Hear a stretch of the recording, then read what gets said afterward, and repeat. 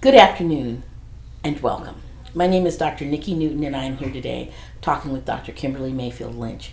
We're going to be talking about the new Math Common Core, fluency, and students with learning disabilities. Welcome, Dr. Lynch. Thank you. Fluency is one of the major shifts, and there's three components of fluency. One is speed and accuracy, one is flexibility, and one is efficiency. I'd like you to talk us through those three elements as they relate to students with learning disabilities. So let's start with speed and accuracy. How do we make this accessible for students with learning disabilities? Yes, so first we have to make sure that they get the accuracy part right. And so actually having students to work problems out, composing and decomposing numbers with tangible objects, that concrete, tactile part, then doing it in the representational way so they can see the numbers that they've composed and decomposed, and then having them manipulate the facts, addition and subtraction with the number representation, and then asking them to tell you what that is. And so first you do it slowly, and then you pick up the speed, and then you go faster. Now, because students with learning disabilities are a heterogeneous group, what we know about that is that that means there's inherent difference, and some students are going to get it and some students aren't.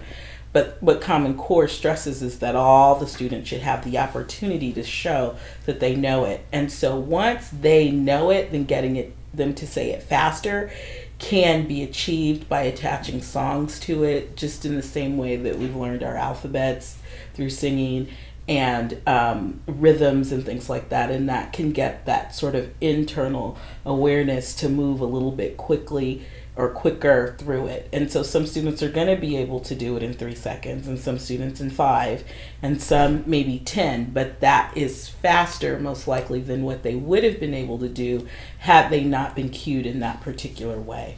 Okay. What about flexibility? Getting students to think about a problem in more than one way. How do you provide access for students with learning disabilities? And what might be some of the challenges to getting students with learning disabilities to think in flexible ways about numbers? Yeah, so one challenge, especially if it's a math-based disability, is a shift in mindset from one way to the next. So again, you have to start at the concrete stage where you are actually, for example, in multiplication, showing the array representations in 2 different ways for like 3 times 5 and 5 times 3. So taking students from that concrete stage, so 15 is the product, and then showing the multipliers in different ways would be 2 ways to show to getting to 15 in multiplication. So showing it concretely and then building that knowledge to the representational stage, and then cueing them and say, so what's one way? And then they show you the other way. Well, what's another way? And then they show you the other way. And then coaching if they can't show you the other way. It's so doing it very explicitly and in small pieces is good. I think a couple of things come up for me when you say that concrete piece, because so often when people think of arrays, they go right to representational, just drawing the array, but the kids really need to build it. Yes. They really need to build it, and they need to see those multiple ways, as you said, in concrete ways, right? And so teachers need to spend more time on showing it in concrete ways before they go to that representational. Absolutely. And talking about it themselves in their own process, sort of talk alouds, think alouds. So the teachers are modeling how they're processing themselves. So to provide these models, and then encourage the students in their classrooms to do it, so that the students who might be struggling can get models from an adult and from a child just like them. I think that's really important. And also that academic prompting, right? Yes. Is super important. I don't think we do it enough in math. How do we scaffold through conversation? So there's concrete scaffolds, there's representational scaffolds, pictorial scaffolds, but there's also that talk that's a scaffold where you're prompting. Yes. And I think in general, as educators, we need to get better at our academic prompting in math. Exactly. Right? Yes. And then the other element of fluency is efficiency, right? What's the fastest way to do that? So how do you see students with learning disabilities encountering that element?